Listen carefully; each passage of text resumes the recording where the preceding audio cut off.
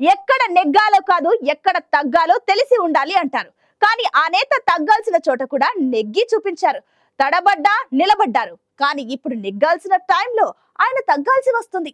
శత్రువర్గం కంటే స్వపక్షంలోనే సహకారం లేక నెగ్గలేక తగ్గుతున్నారు. 53 రోజులు కొడుకుతో పాటు జైలు జీవితం గడిపిన ఆ నేత ఇప్పుడు అధికార పక్షంలో ఉన్న పోరాటం చేయక తప్పడం లేదు. ఏ పని చేసినా ఏవో ఒక అడ్డంకులే. అక్రమ కేసులపై పోరాటం చేస్తే కనీసం స్పందన కరువు. అసలు ఎందుకు ఆ నాయకుడి విషయంలో ఇలా జరుగుతుంది? సొంత ప్రభుత్వంలో ఒంటరిగా మారిన ఆ నాయకుడెవరు?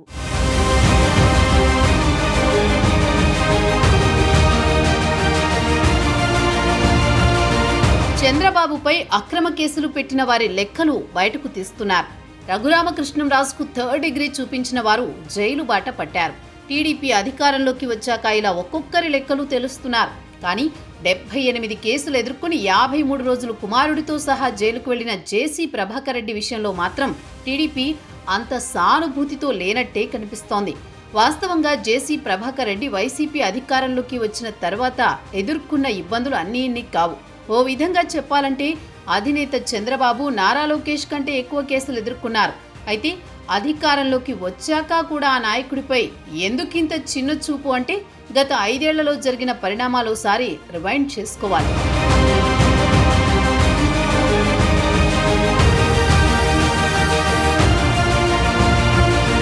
అనంతపురం జిల్లాలోనే కాకుండా రాష్ట్ర రాజకీయాల్లో జేసీ కుటుంబం కీలక పాత్ర పోషించిందనడంలో ఎలాంటి సందేహం లేదు.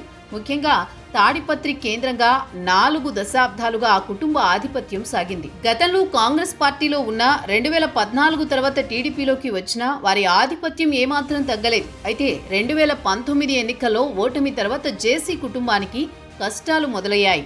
ఆ ఎన్నికల్లో జేసీ బ్రదర్స్ ప్రత్యక్ష రాజకీయాల నుంచి తప్పుకొని తమ వారసుల్ని రంగంలోకి దింపారు. జగన్ వేవ్తో ఆ ఎన్నికల్లో వారికి ఓటమి ఎదురైంది. దీంతో అప్పటి నుంచి ఇబ్బందులు మొదలయ్యాయి. అధికారం కోల్పోగానే దివాకర్ ట్రావెల్స్ పై దెబ్బ మీద దెబ్బ పడింది. రోడ్డెక్కడమే ఆలస్యం, బస్సులు సీజ్ అయ్యాయి. ఆ తర్వాత BS3 వాహనాలను BS4 గా మార్చి అక్రమాలకు పాల్పడ్డారంటూ జేసీ ప్రభాకర్ రెడ్డిపై కేసులు నమోదయ్యాయి. దీంతో జేసీ ప్రభాకర్ రెడ్డితో పాటు ప్రస్తుతం తాడిపత్రి ఎమ్మెల్యేగా ఉన్న ఆయన కుమారుడు అశ్మిత్ రెడ్డి కూడా జైలుకెళ్లాల్సి వచ్చింది.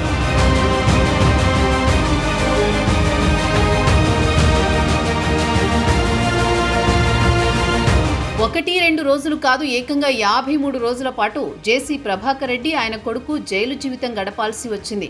బయటికొచ్చాక కూడా వారికి కష్టాలు తప్పలేదు. జేసీ బ్రదర్స్ ఆర్థిక వనరులపై దెబ్బ పడింది. ఏకంగా ఈడీ రంగంలోకి దిగింది. ఇక తాడిపత్రిలో ఏ పని చేసినా ఎమ్మెల్యే పెద్దారెడ్డి రూపంలో ఆటంకాలు ఏర్పడ్డాయి. అయితే ప్రభాకర్ రెడ్డి మాత్రం ఎక్కడా తగ్గకుండా వైసీపీ ప్రభుత్వంపై పోరాటం సాగించారు. 5 ఏళ్ల కాలంలో జేసీ ప్రభాకర్ రెడ్డిపై ఏకంగా 78 కేసులు నమోదైనట్లు లెక్క తేలింది. ఇంకో జన్మెత్తితే గాని ఈ కేసులు కొలిక్కి రావంటూ అప్పట్లో జేసీ వ్యాఖ్యానించారు. అంతేకాకుండా తనపై అక్రమ కేసులు పెట్టిన IASలు, IPSలు అందరూ బాధపడతారని, అధికారులు, పోలీసులు కూడా జైలుకు వెళ్లాల్సి ఉంటుందని హెచ్చరించారు. అధికారంలోకి వచ్చిన తర్వాత తానేంటో చూపిస్తానని అప్పట్లో జేసీ ప్రభాకర్ రెడ్డి ఛాలెంజ్ చేశారు.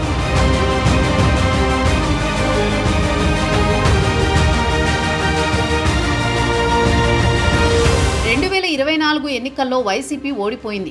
ఇటు తాడిపత్రిలో జేసీ కుమారుడు అశ్మిత్ రెడ్డి గెలిచారు. ఇక తమ టైం వచ్చిందంటూ జేసీ ప్రభాకర్ రెడ్డి దూకుడు ప్రదర్శించారు. వైసీపీ అధికారంలో ఉన్న సమయంలో తనపై అక్రమ కేసులు పెట్టిన అధికారుల కథ చూస్తానంటూ తన స్టైల్ రాజకీయాలు మొదలుపెట్టారు. ప్రభుత్వ మాజీ సలహాదారు సజ్జల రామకృష్ణారెడ్డి, రవాణా శాఖ మంత్రి పేర్ని నాని, DTC వరప్రసాద్తో పాటు తాడిపత్రి మాజీ ఎమ్మెల్యే పెద్దారెడ్డిపై కేసులు పెట్టారు. వారంతా తనపై అక్రమ కేసులు పెట్టారని, వీరి మీద కేసులు నమోదు చేసి విచారించాలని ఫిర్యాదు చేసి 6 నెలలు గడిచినా ఎలాంటి చర్యలు తీసుకోకపోవడంతో జిల్లా కోర్టును ఆశ్రయించారు జేసీ. ఫిర్యాదు చేసిన వెంటనే FIR నమోదు చేయాల్సిన పోలీసులు పట్టించుకోవడం లేదని, 6 మాసాలు గడుస్తున్నా ఎలాంటి చర్యలు తీసుకోలేదని జిల్లా ప్రధాన న్యాయమూర్తి దృష్టికి తీసుకువెళ్లగా ప్రైవేటు కేసు వేసుకోవాలని న్యాయమూర్తి సూచించారు.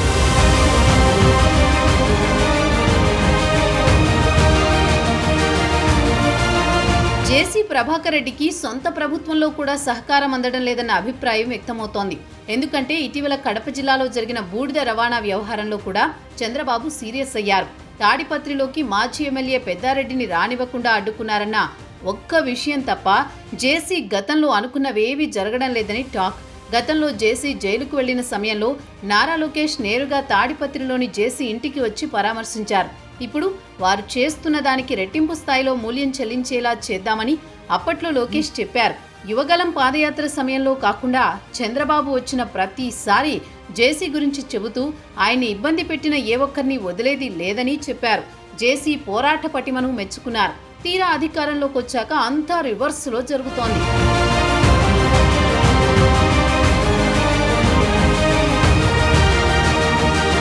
కూటమి ప్రభుత్వం అధికారంలోకి వచ్చిన తర్వాత గత ప్రభుత్వంలో తప్పులు చేసిన వారు, అక్రమ కేసులు పెట్టిన వారికి ఇబ్బందులు మొదలయ్యాయి. చంద్రబాబుపై అక్రమ కేసులు పెట్టిన అధికారులు నారా లోకేష్ ని అవమానించిన చాలా మంది మీద కేసులు పెడుతున్నారు. కొందరిని జైలుకు కూడా పంపుతున్నారు. రఘురామకృష్ణంరాజుపై 3rd డిగ్రీ ప్రయోగించారన్న కారణంతో పోలీస్ అధికారులే జైలు బాట పట్టారు. చివరికి ఐఏఎస్లు, ఐపీఎస్లు, మాజీ మంత్రులు, మాజీ ఎమ్మెల్యేలు చాలా మంది ఇబ్బందులు ఎదుర్కొంటున్నారు. కానీ జేసీ ప్రభాకర్ రెడ్డి విషయంలో మాత్రం ఎందుకో ఇలాంటివేవీ జరగడం లేదు. పైగా ఆయన ఒంటరి పోరాటం చేస్తున్నా సహకారం లేకుండా పోయింది. గతంలో కూడా జేసీకి ఎవరూ అండగా రాలేదు. జిల్లా టీడీపీ నేతలందరిది ఒకదారైతే జేసీ ఒక్కడే ఒక్కదారిలో నడిచారు. ఆయన ప్రతిపక్షంలో పోరాటం చేశారు. ఇప్పుడు కూడా పోరాటం చేస్తూనే ఉన్నారు.